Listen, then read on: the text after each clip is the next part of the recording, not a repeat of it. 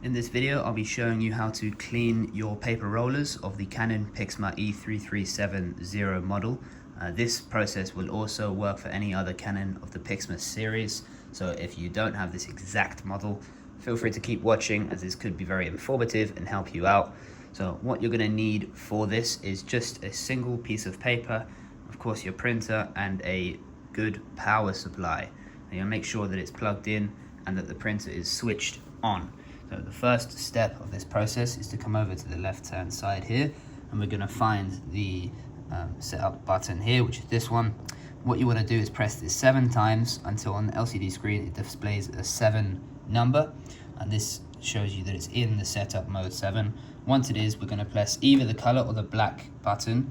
This will just sort of begin the process. So we'll start by pressing this 7 times. There you are, and then we press black. Now this is going to clean the paper roller without paper. So this is the first step of the process. Make sure not to touch the printer while it's doing so, and allow it to completely do it on its own. Now once it's stopped doing anything, what you're going to have to do is open up the slide here.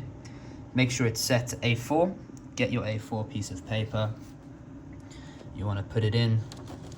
Of course, be sure not to push it in, and make sure that it slides in nice and safe, like so. And then we're going to press black once more.